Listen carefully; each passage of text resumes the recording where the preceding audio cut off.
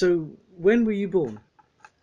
14th of April 1927. And where were you born? What, the address? Yeah. 4 Chantry Road, Stockwell, Southwest 9. Okay. And um, who were your parents? Emily and Arthur Smith. Okay. And did your mother work? Not until the war. Um, she she didn't work except when women were called up to do a job. She went in an office, as she used to be before I was born, but she didn't continue working up until the war.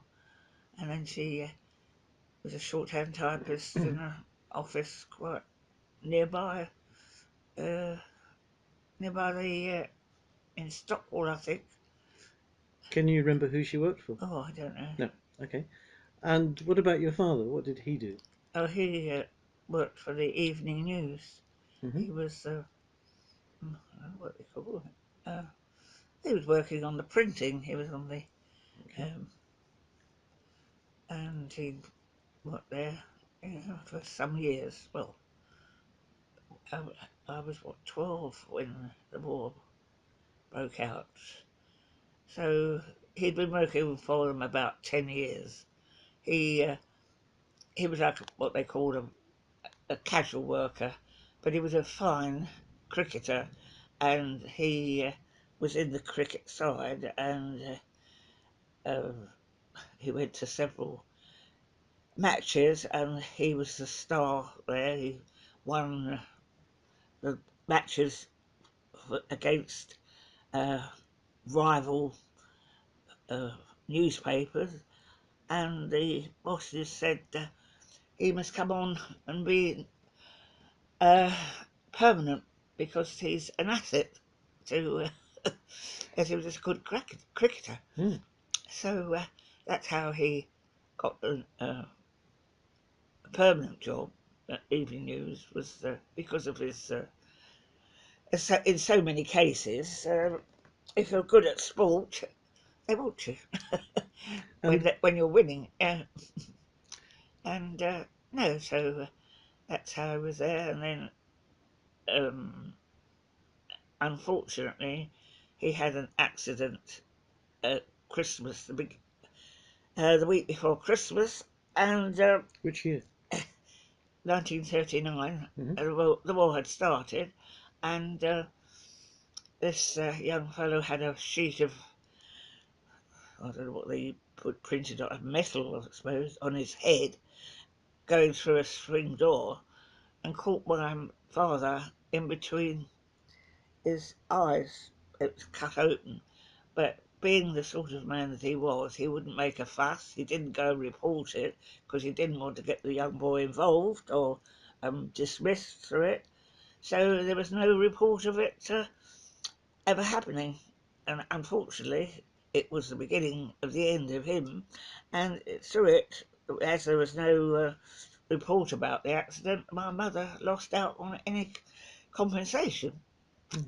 So that was very unfortunate for her because times were hard during the war, and she wasn't earning a lot of money and had to keep the home going because he couldn't work, and because they had 4.5 years of misery because it turned out to be a tumour in the brain, and he suffered all that time because all the uh, consultants, brain consultants, were off to war to look after the wounded, and there was only one man that could do the operation, and my father, they told him it would be a 50-50 chance of whether he survived the operation, but he went ahead, he wanted to have it done.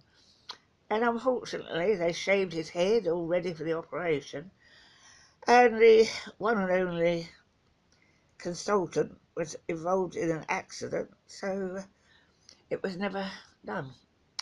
And so he died in November 44. at 43. So that was really quite a short life, really. Mm. And you worked at the Evening News, but do you know where that was? Well, in London, in Fleet Street, Okay. because I think now they've moved out, haven't they? But it, the whole of that road, Fleet Street, was full of newspapers. Mm. But on my mother's side, uh, the newspapers were represented all the way through, from the Daily Mail, the Evening News, the Daily Mirror, the uh, oh, Herald, Standard, all of them, all involved it on my mother's side in the newspaper trade. And uh, yes, she worked for the Evening News as a secretary, and until I was born. As I say, she didn't do anything else until the war came, and she had to go to work because they wanted women working either that or on the land, and as she was in her 40s and she wasn't not a very strong lady, she went back to her office work, and so that's how it went on until she worked for one or two, but she ended up working for the big company BICC. That's British. Oh, what's it? I don't know what it is. British what? Anyway, BICC. It's a Mm. very well, it's still around. Obviously, it's Is a it big company. British Industrial Cables Company or something Yeah, like yeah. that? Mm. So it's all there till she was 60, and then retired, and then went on to do all sorts of good work for all the family, not just immediate family. It went to cousins and aunts and uncles. She helped all of them in one way or another. And and then when she retired, she went to every month. She used to go down to Watford to look after her aunt who was dying of cancer. So she did that for a year or more. That was her first year in retirement, and then after that, there was always a call for someone wanting, if anybody had to go in, like my aunt's husband, if he had to go in hospital, she'd go and stay with her. And then my cousin's husband went into hospital, she went and stayed.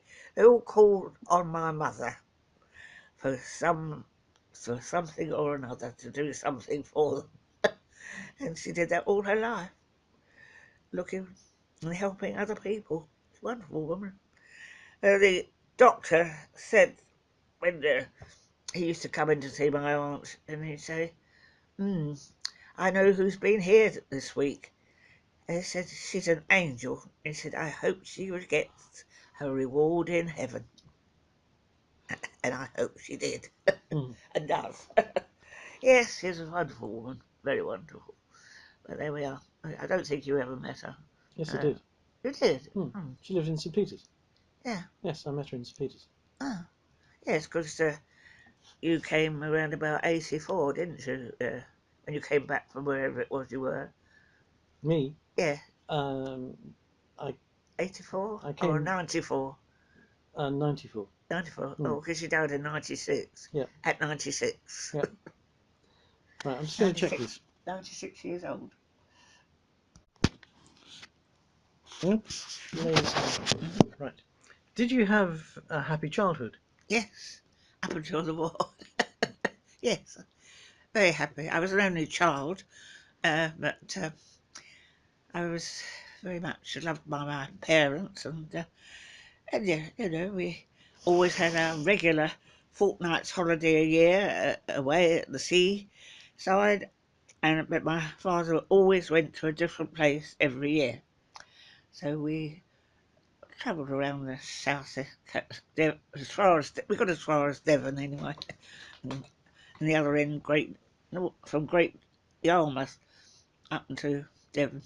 And as I say, he wouldn't go to the same place twice. And he taught me to swim, he taught me to skate, and taught me bridge. And he was generally an all-rounder. He could play a good tennis player, a fantastic cricketer, swimmer, footballer, and yeah, he was very athletic. And uh, what else was there? No, as if No, you had a happy childhood. That was all. well, Yeah. yes, we had a very happy. I had a very happy childhood, and I had everything I ever wanted: a doll's pram, a tricycle, a, a doll's house, all those things that children in those days. There wasn't a lot of money around, and I was very fortunate. I did have a very happy childhood, but of course that all came to the end with the war, and but life went on. My education was upheaval because I wouldn't go, I wouldn't be evacuated. I wanted to stay with my parents. So consequently, for the first 3 months at least, there were no schools in London. So my father set me tasks to do, with books to read and writing essays and things, and that kept me going till in the January I started uh, 1 week mornings and the other week afternoons, and then gradually I they did get around to opening another school, and it was co-educational, and we went full time. And I left there when I was 15 and went into the city to the Guildhall to work in the city solicitor's office. So I was at the side of Guildhall and saw lots of things going on, like royalty coming, and when the war was over, there was all the celebrations, and I saw Churchill, Eisenhower, Attlee, and royal family, and they're all coming into uh, lunches and banquets, and so it was quite an exciting time. Who were Uh, you working for? the, the the solicitor, city solicitor Okay. of the City of London. He and as I say, our office. You look at the Guildhall. Our office was at the side, and there was the remembrances one who had always walked with a sword in front of him, in front of whoever was the Lord Mayor and that. And we did business that was crimes that were pretty, like uh, attacking people or robberies or all that in that little centre called the City of London. And yes, it was quite an exciting time. And what was your job Well, exactly? I was just a shorthand typist on the telephone, a receptionist, just doing, nothing particular. I hated office work. I only loathed it. But it had its interests. Good. And then, uh, well, I met Len at 15, married at 18, uh, left there when he was going off to India, which he did. And then when he came back, I left there. And then who did I work for? Uh, can't think of my last job. It was working in a city for a company, but I don't know what. I can't remember. Don't worry, it'll come back to you. Can we go back to before the war? Before the war? Yeah. Yeah. Um, so you grew up in Stockwell, was it? Stockwell, which Yes. is part. It was Brixton and then this sort of was Stockwell followed on from Brixton. Mm-hmm. Or if you went the other way, went to um,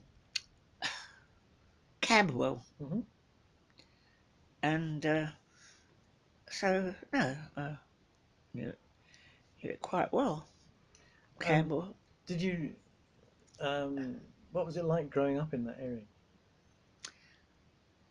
Oh, my parents never let me go and play in the street, Mm-hmm. but I used to. We spend a lot of time walking up to and round Brockwell Park, which was, well, it still is a beautiful park at Herne Hill, and which is near Dulwich. Uh, and yes, we went there a lot, and swings and everything. Lovely park, beautiful park. Did you have any particular interests when you were a child? But I have what? Any particular interests or hobbies when you were a child? Oh, well, I played netball with the school, uh, swimming. Uh, it was about that really. Netball, swimming, yes, and Dancing? dancing. Oh well, yeah. I went to a dancing. The one of the teachers, who was a good dancer, he formed a dancing class, and that is how I met Len. Because the Len went up to the teacher and said, "Well, who's the best dancer in the head class?" So he said, "Pauline Smith." He said, "Oh right," and that was it. So he had two left feet, and I was supposed to make him a good ballroom dancer, but I never did. Never did. Uh, Okay. but yes, I love dancing. Yep. And during the war, of course, my my great aunt and uncle moved out of Norbury and went to Watford, or Bushy Heath, and had a large bungalow there. And we, in turn, the the family used to take it in turns to go there to have a weekend rest from the bombs Hmm. that were raining down on us. Yeah. Well, we'll come to that. Mm. Um, can you remember the build-up to the war, the time before the war started? Well, there was some talk about it the year before it started, wasn't Hmm. there? I mean, Chamberlain went with his piece of paper and said he sorted it all out, waving this piece of paper, but it didn't work. Hmm. But can you remember a feeling of anxiety or tension? No, not. Oh, I wouldn't really. At 11 and 12, No. would I? Well, okay. Um, All I can remember was when we heard well, we had the radio on 11 o'clock on the 3rd of September, and Chamberlain was saying that war had started as from the 11 o'clock, and my mother started crying, and I said, "What are you crying for?" So she said, "Oh, you don't know. I've been through. This is the second war I've been through. You know, I will have been through." And no, so she was were you? very upset. Yes. Were you? What about your father? Was he very upset too? Oh, no, he was called up. They all had um, examinations. You know, because by that time he was what 30 something, and my uncle, who lived across the road from us, was 30 something. Well, he was called grade 3 because he got heart trouble, and my father, well, he just wasn't fit enough to fight, so when they put him on duty like fire watching at night. They used to go up on the roofs and try to put out incendiary bombs and things like that. But then my father's illness started June 1940, and he was ill until he died in November 44 at 43. But so he was gradually deteriorating, and because he never got the operation that they were going to do, and I don't think he would have survived it anyway. So it wasn't to be. Can No. So there we are. But life went on. We We had an Anderson shelter in the garden. It's half. It was dug down. So only the top part was shown. But I hated going in there at night. And in the end, I refused. I said, I'm not. I'm not going to leave my bed. I'm going upstairs, and I'm going to bed, and I don't care. So my mother was a bit upset about that. Did But she sleep in the shelter? yeah, So, with the dog and anybody else that wanted to come in and wanted to shelter from the bombs. But no, I mean in the summer of 1940, you could look up in the sky and you could see our Spitfires and the German Messerschmitts or whatever they were fighting overhead. You know, how did you feel when you saw that? well, I don't know. I just thought, oh dear, I wonder who's going to win. Did you feel frightened? No, not really. Yep. Okay. No. Um, can you remember the Battle of Britain? Well, that was the start of it, Hmm. and yes, in August and September of that year, it was. If I remember right, it was a beautiful summer as well. And as I say, go out in the garden, you look up, you see way above, you could see two planes firing at each other. But How clearly could you see them? oh, How clearly could you see them? well, they were quite high up, but couldn't see the pilots. But no, just see the planes up high, fighting away. But one of them would go down. I didn't know which one was which, but well. But no, that was so. But life went on. I still went swimming in Brockle Park.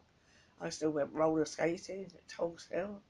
Still went dancing up at Streatham, Locarno as it was then. And no, we just life went on. We had very poor rations. Oh, Very, very well, poor rations. we'll come to that. The food. Yeah. Oh, yeah. I um, don't know how we existed, although they say we were fitter then than we are now. So, okay. Did any of your family join the armed forces? Obviously, not your mother and your father, but well, no. any other. A cousin of mine, well, two cousins. A cousin on my mother's side, he went in the army and he was at Dunkirk, and he carried his wounded friend on his back to the little boats that were saved them. So he was a hero and went through, to El Alamein and all around. And no, he had a long war, all of it. He survived it. He survived. And my cousin on my other side, he was a pilot. He went to Canada for training, and he came back. But I don't know whether he actually saw active service. I can't remember. But I know our, on my father's side there were 9 children, and they didn't sort of see each other very often. Hmm. But there was a nucleus of them, like his 2 sisters, Amy, oh, 3, Amy, Nora, and Kate, and they lived nearby. So every once a month on a Sunday evening, we used to go over there and see them. And my Auntie Ella, always bought me Culloden Bowsers, uh, either coconut ice or what were they called? But whatever they were, she used to bring them out. I was like, oh, I hate them. Ooh, barley sugar. But anyway, yeah, that was. They used to sing round us. My father and my aunt Nora. They used to. My one of them played the piano. My father and Auntie Nora. They used to sing away. So yes, it wasn't that closely knit family because the oldest one was over North London, and because the oldest one had 3 children. One of the daughters, Phyllis, who died 3 months before her 100th birthday, had two sons, but she wasn't a Smith, she was an Andrew.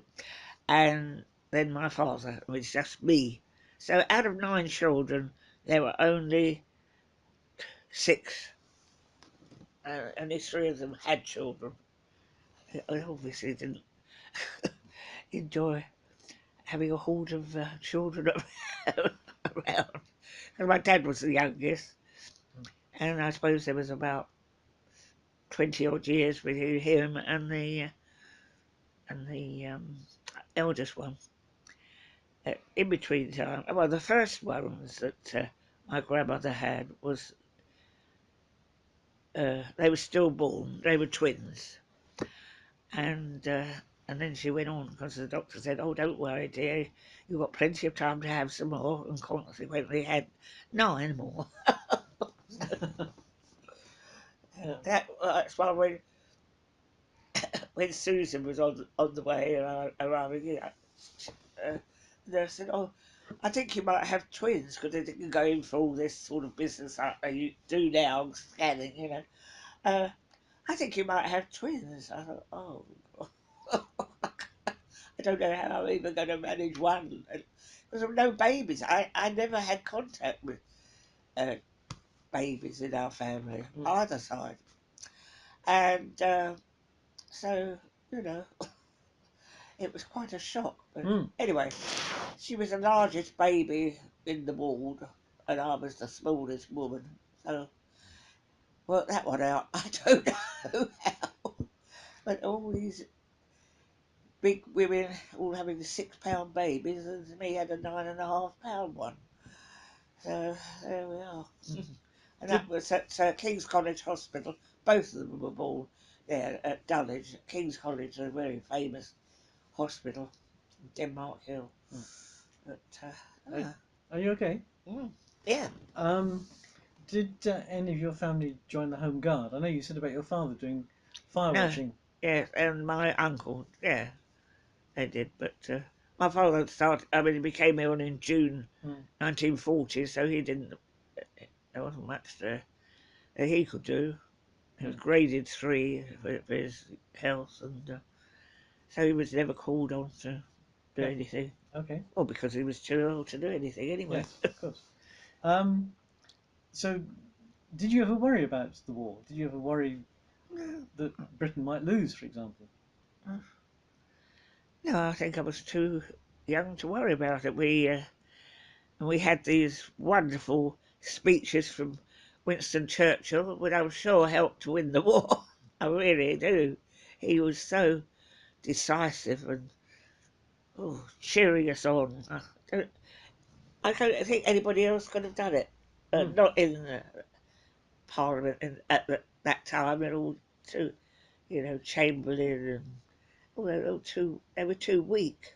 Yeah, and he was so forceful and so determined, and So, we're never going to give up. so did you listen to his speeches on the radio? Oh yes, yeah, yeah, oh, yeah, yes. He was very, very forceful, and that's what we needed. So we wouldn't get to, I don't think we're going to win. According to somebody, nearly were. Somebody was talking about trying to make peace with Hitler. But no, it just went on. But it went on for 6 years, and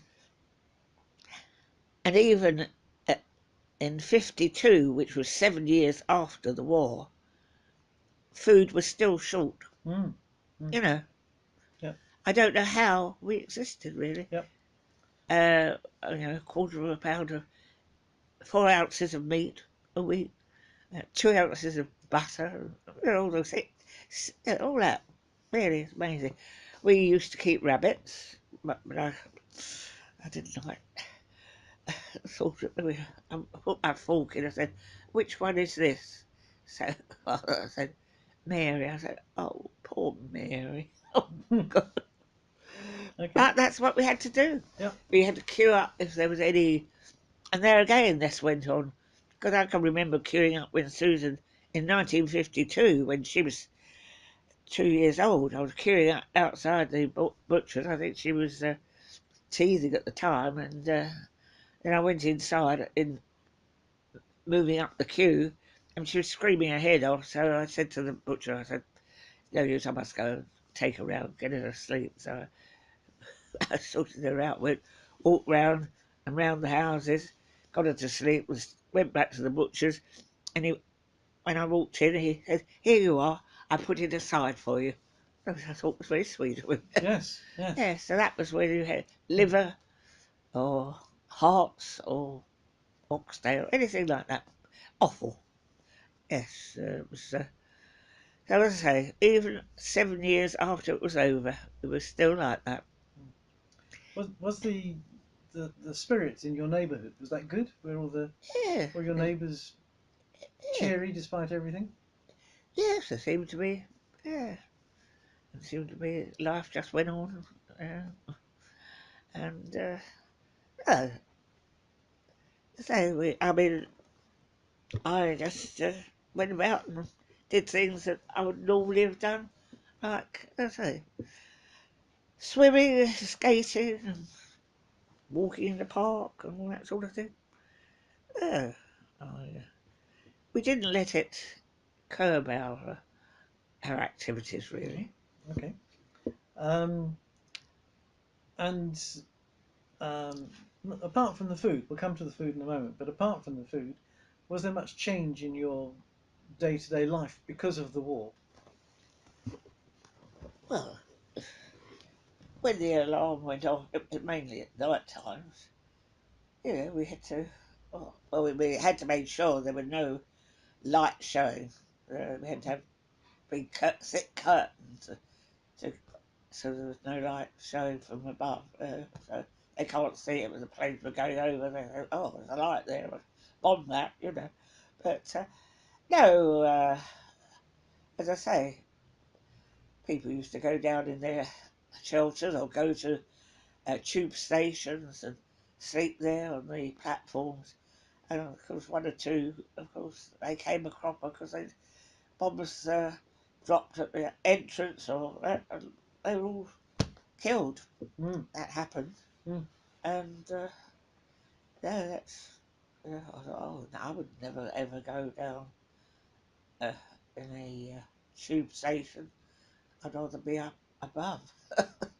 mm. But no, I got fed up with being in the shelter. I used to go.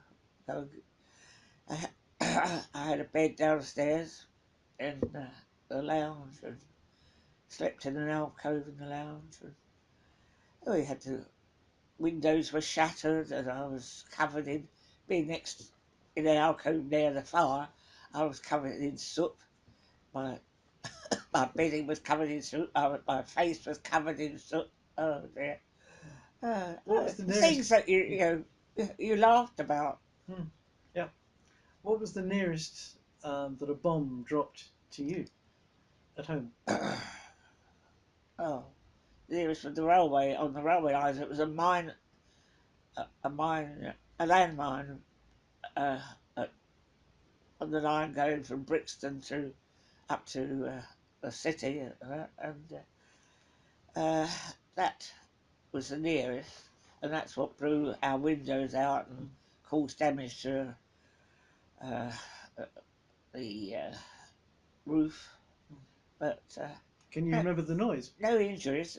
Can you remember the noise of the explosions? Oh yes, yes. I mean, and when the V1s first started, we were standing near the entrance to our cellar, and it was shaking. This noise, shaky, rattling noise, and then all of a sudden, dead silence. I thought, oh, what's happened? And the next minute, it exploded. So it had gone over the house and gone over towards Clapham or somewhere, near us. And so I say it stopped, dead silent, and then bang. That was it. That's how it went on. But Mm. oh no. And then on top of that, we had fog, which so sometimes the tram that I was on, I think it stopped at Camberwell Green, and I had to walk the rest of the way home, and it was quite a walk when you could see it, but when you're in the thick fog, you don't know where you're going. Mm. And that was in the wartime as well. Yeah. You worked in the city at the Yeah. time. Was there much bombing in the city? Oh yes. It was.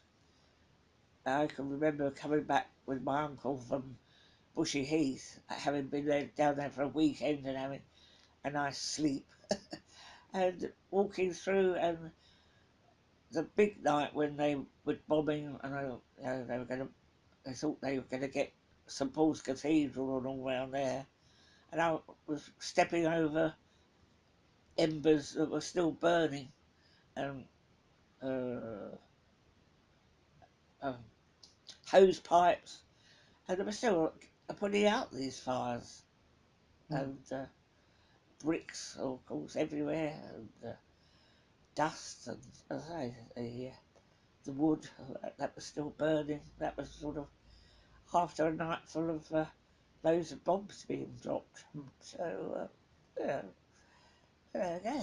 And I was on a bus once, and the I say the bomb went off, shattered the window behind me, so I got all the glass on my shoulders, and I thought, oh well, you know. But when I got off, I could hardly walk. My legs were so, you know, well, I was scared, I Mm. suppose, and my my legs had gone to jelly, sort of thing. But anyway, got home, and as I say, and mother, because being in the city in the solicitor's office, they stop at 4:30. So because I was home by just after 5, so I got started with the dinner. God knows what we had. I cannot understand what we had. But there was a trivet at the side. I'd make the fire up, put the kettle on uh, uh, a saucepan with the potatoes in, so that when my mother got in about 6:30, whatever we were having was ready. Or, but Mm. yeah, that's how we got on. Yeah. But Did you ever go hungry? I don't know, really. No. I mean, we had there's dried eggs, dried milk, all that sort of, all synthetic stuff, But oh, I say, Mm. what we had, I don't know. But I imagine I was under 8 stone, but uh, that didn't matter. We were healthy, as they say. We were healthier then than we are now. Mm. Well, you still went roller skating and ice skating Roller and skating, swimming, mm. Yeah, dancing. yeah. And Yeah. did you get enough to drink? Was there any shortage of water or? Well, now and again, I think there was a shortage. You'd have to go up the road and pick up. They'd have a standard one in the road, tap that you'd get buckets of water from. Mm. But, What about washing? Did you have enough water for yeah, washing yourself, washing yeah, clothes? yeah. I mean, we had to be careful. I mean, the old King George called George the VI. He said you only have 5 inches of water in the bath. I didn't get very far with it, but still. Uh, no, because there were no showers and things then. Oh, not like they are today. But, oh well, I don't know how we coped, but we did. Hmm. We did. And of course, another thing was coupons of her clothes were on ration as well. That went on for after the war as well.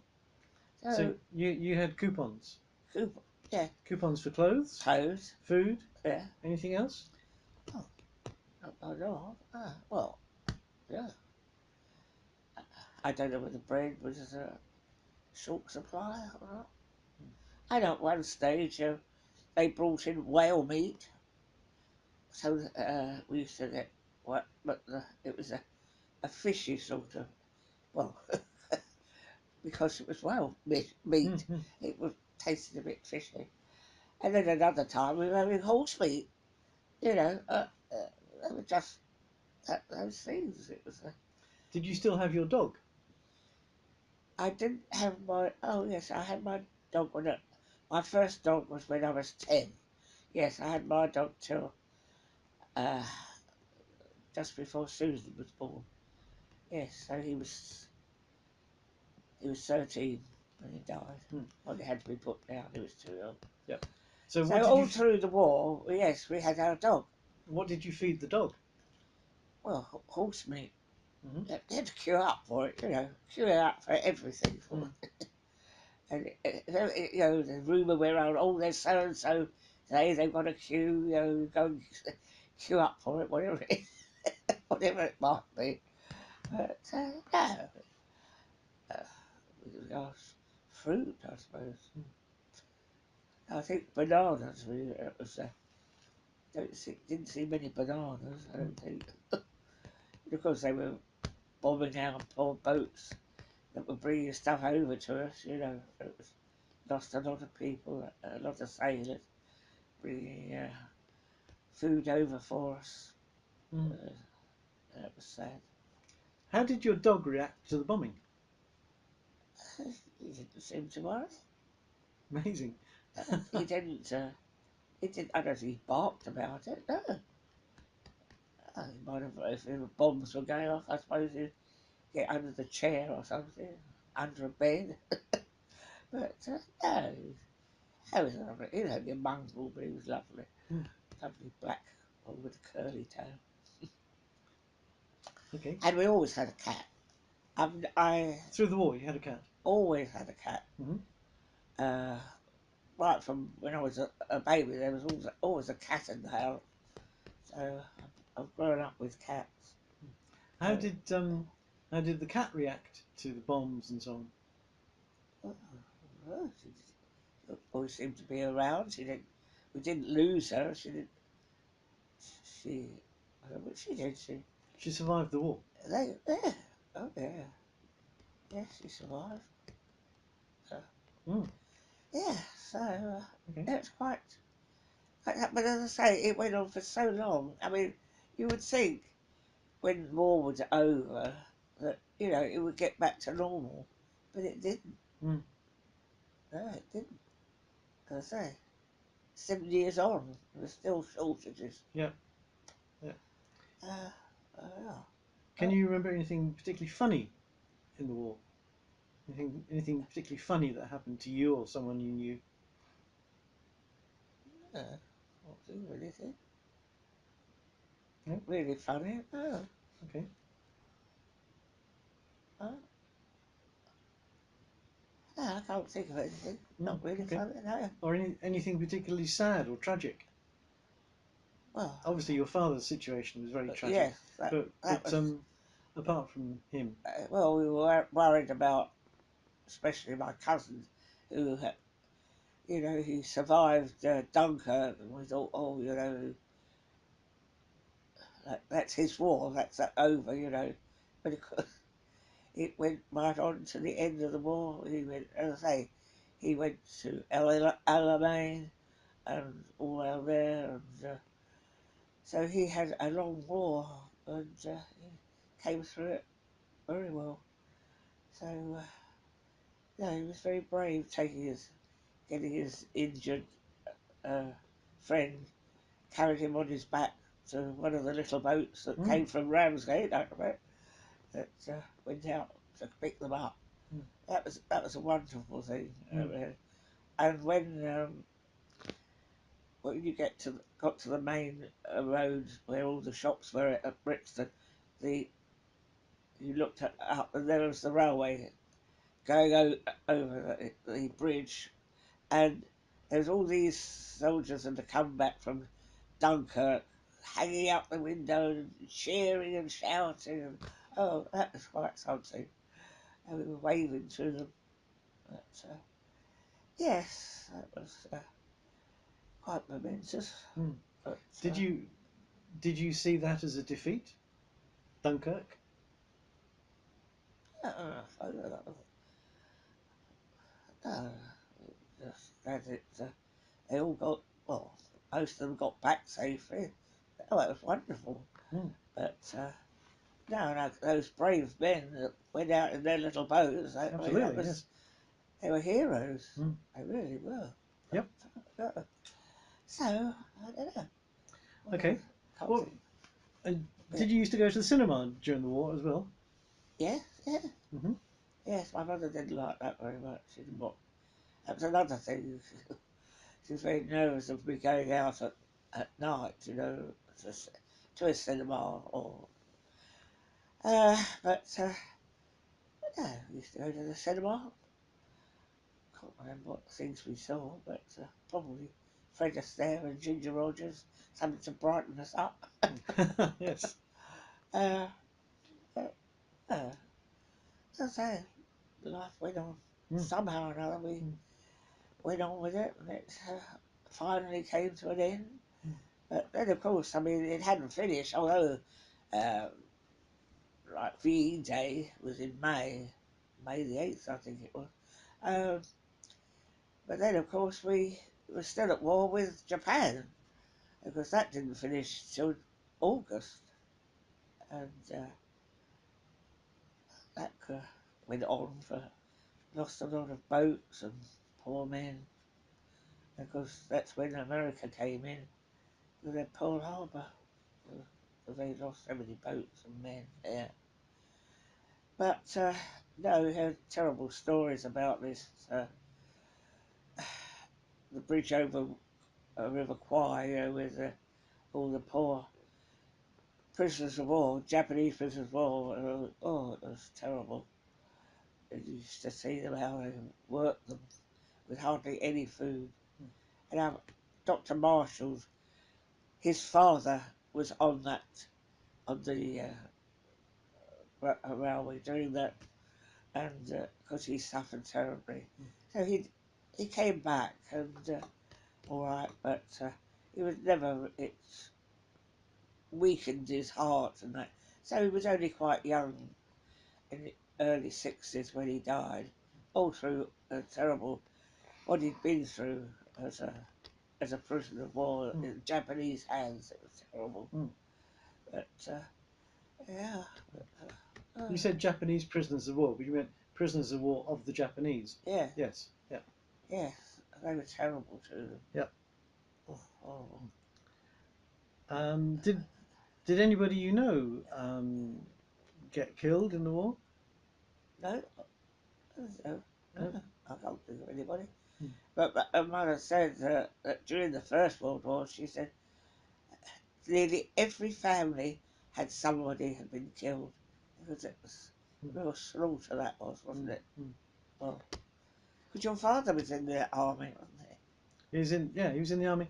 He joined the army just at the end of the First World War, Uh, but he served through the Second World War. uh, He was in the army, I think, from 1919 to 1947. uh. Did he was he abroad a lot during Yes. that Oh time? yeah. He went to he was in Egypt, and of all places Iraq, Greece, um, and before the Second World War he was in Hong Kong, Tientsin, Shanghai. So he travelled a lot with the army. Hmm. Did your mother travel at all with him? My mother, Uh, well, she uh, excuse me, my mother and father met in Hong Kong uh, and got married in Hong Kong. uh. And they Because it came, was his second wife, your yes, his, mother. yes, his first wife died. In He met her and married her in England, and she died in England. And my mother was with her father in Hong Kong when she met my father, and they got married in Hong Kong, or in Kowloon to be precise. And they came back to England in 1936. And my older brother was born in 37, and the other brother was born in 39, and I was born in 47. And yeah, so in 1939, my two brothers, who were little boys, were living with my mother near where my father was based in Colchester. Uh-huh. Anyway, let's go back to you. um, okay. Um, so when the war ended, you were still working in the city. Yeah, yeah. Yeah, for the solicitor. Well, I left there when I had the note that Len was coming back from India, so I left in uh, November '46. Okay, so you worked there through the war. Yes, Yes. and well, I was 15, Hmm. and then by the time that I was 19, no, 4 years, I 4 years. think. Yeah. Okay. And then after that, I worked for Blue Circle Cement Hmm. up in Victoria. Hmm. I was there until I was expecting Susan in '49, and she was born in '50, and no, I didn't. Oh, the only time my aunt worked for James Walker's, the jewellers, and uh, I always wanted to work in a shop. I hated office work, so she got me a job on a Saturday. When Susan was about 2, so Len and my mum used to look after Susan, and I loved every minute of it. Just working on the Saturdays, but now and again, uh, I was able to find somebody to look after Susan, because my mother was working and Graham and Len was working, so that I could do a little bit extra at Christmas or Easter or whenever. But I loved every minute of it, and I, I certainly wouldn't have gone back to an office if I could have helped it. Oh, I hate it. Do you have much of a memory of the celebrations when the war ended? Yeah, well, yes, we did. We didn't go up to London, up to the Buckingham Palace and around there. Uh, we went up there when the coronation. We went up in the evening because the king and queen kept coming out and waving to us. And I said, "Oh, I must go up there. I must see if I can see them." And we did. And then, of course, when the wedding came, I was working at Victoria, and I sneaked out and, during my lunch hour, and I overlapped my lunch hour just to see them go by. I just saw the top of the carriage, and the next minute they're up on the balcony. So that satisfied me. I was able to see them, and that was in '47. Yep. But when the war in What? Europe finished, Yes, there was a lot of celebration. yes, but well, Len had come back. He went back on the Sunday after we'd been away on a honeymoon, and he saw him off on the Sunday. When he was back on the Tuesday, because that was VE Day, and there was some drink left over from the wedding reception, which was at home, and none of this going to hotels and all the rest of that they do these days. And so there was some ca- uh, cask of beer and sherry. It wasn't sophisticated drink in those days. Sherry and port and things like that. And so the family came round and finished up all the drink and food. And my uncle was a lovely pianist, so he was playing all the songs. It was a sing song, so that was that. But the one in August, Lynn was away in Cornwall, I think, and so I went down to Bushy Heath, and we had a bonfire, and we were dancing around this bonfire on VJ night. Mm, That was good fun. mm. So what what was the date of your wedding? The 28th of April, 1945. Okay, so just before the war ended. Yeah, Oh, okay, okay. yeah. Mm, It was. I mean, as I say, the first part of it, was it May the 8th, I think mm, it was. mm-hmm, So that was only 10 days after we got married. mm.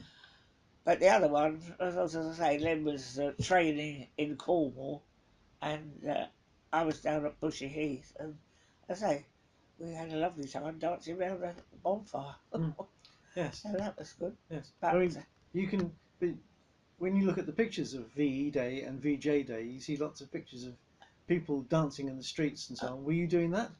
well, I wasn't. No, I was up in London, like although I didn't go up there. It's too crowded. Mm. But no, uh, well, dancing around the bonfires and just enjoying ourselves. Cool. Mm. So yeah. When sorry to go back a bit, but when you were working in the city and you were living in Brixton, Brixton, how how would you, if all being well, how would you normally go to work? On the tram? tram or bus, Hmm. but mainly tram. Yeah. Was it just one tram, or did you have to change? No, Just one tram. Hmm. Can you remember what the fare was? no. I only know it was number 33, a tram, and it went over Southwark Bridge and stopped there. So I had to walk up, like, Upper Thames Street, and it was walking almost a dead line to Guildhall. You could see it in the distance, because when you got to the top of the road, which was Upper Thames Street, I think, uh, and I don't know what the name of the road was that led to uh, Guildhall. Uh, it had a name, but there was on one side there was a, a building that had been bombed, and yeah, there was buildings all around that were damaged by bombs, Hmm. but uh, uh, they got there. Did you feel a great sense of relief when it was all over? Oh yes, yeah, oh yes, definitely. But as I say, but it really didn't stop us enjoying ourselves during the war, to Mm. be perfectly honest. Mm. You know, life just went on. Mm. And you just had to accept the fact that, oh, I've been here today and gone tomorrow. And did you uh, you had a radio at home? Radio, Yeah. And did you used to listen to the radio every evening? yes, yes, yes. Henry Hall was the main, Henry Hall and his orchestra uh, was the favourite of that time. Mm. And Billy Cotton, Geraldo, yeah, all those. Yes, it was good. Yeah, had some good times. Mm. Is there anything else you can remember? Uh, going to going to see my first two operas while I was away, and I've never been to an opera since. And that they were, of course, the main, most popular, Madame Butterfly and La Boheme, Mm. Mm. and never seen an opera since. Okay. Never been to an actual full length ballet, only seen bits and pieces of it. I quite like ballet, Mhm. but no. And then I went to just after the war, Albert Hall, and I saw Andre Kostelanetz and Lily Pons, who was a famous singer, and it was his wife, and she was killed in a plane crash not long after. Uh, oh. So I just went to Albert Hall a few times, and Did, then the London Palladium did, I don't know what they call them, jazz nights on a Sunday. So I used to go to those, especially when Len was away in India. Uh, I used to go with the girl I worked with, and I used to go to these jazz shows. It was very good, thoroughly enjoyable. That was at London Palladium. So uh, do yeah, you do you remember the Americans coming into the war? yeah, they were all over the place. Mm. But when they joined the war in 1941, and did it make you feel more confident that Germany would be beaten? Really. Uh, I say there were a lot of them Mm. all over the place. So you saw Well, we lots had of them at Manston for a yes, start. yeah. But in the war, when you were living in London, did you see a lot of Americans? Well, not around Brixton, Mm. but once you went up to like Victoria or all the different stations, there was there and like Hyde Park and uh, Piccadilly and all round there. Yes, Were you did these see them. men in uniform? Yeah. Oh yeah. We borrowed my aunt and uncle's. What do they call it? What do they call the two the bikes? What are they called? Tandem. Tandem. Ah, right. Okay. Yeah. We borrowed their tandem. We went up to Hyde Park. Uh, and slacks. Women didn't wear slacks like they do today. Uh, and I had my skirt kept blowing up, and I keep fiddling with my skirt to keep it down because all these Americans were whistling and all the rest of it. And he said, "Don't worry about them. Concentrate on what you're doing and keep." who And who were you cycling with? Len, Oh, right. Okay. we only did it once. Mm. I said, "Oh, I'm not going over with you on the bike anymore." That was one of the two things that made us laugh. Mm. Yes, we used to go to up to Hyde Park, Green Park, and we got around. But it was buses, mainly buses. And we used to go sometimes to Richmond Park or what's the other one?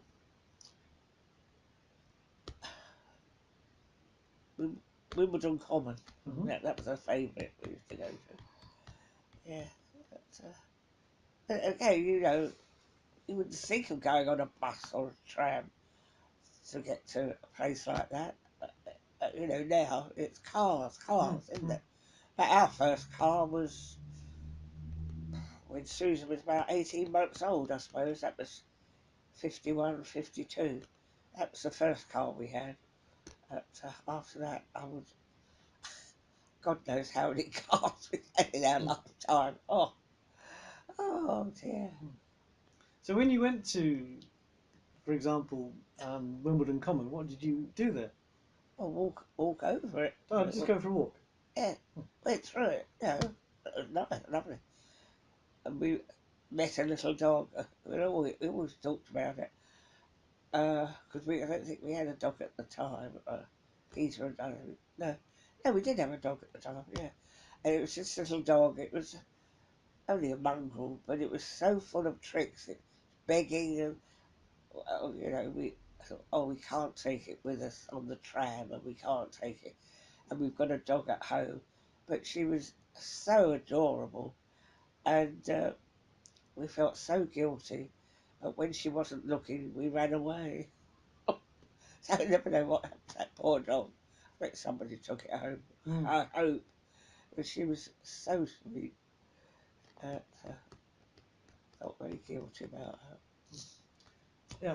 Yes, and Richmond Park we used to go to. That was again, it was all buses, but we didn't think anything of it. Just jump on a bus and go somewhere. But Mm. now we wouldn't think about it Yeah. really. So of the wartime in particular, 1939 to 1945, is there anything else that you can remember that maybe you haven't said so far? Yeah. Uh, and there was only one wedding in our family, and that was my cousin who was the Air Force pilot. He got married in the December, and we got married in the April, following April. So apart from that, there were no weddings in the family, no births in the family. Oh, oh what an ordinary family. Mm. Mm. Okay. Well, I've run out of questions unless you've got anything else. I mean, I've asked you lots of things that are not on here.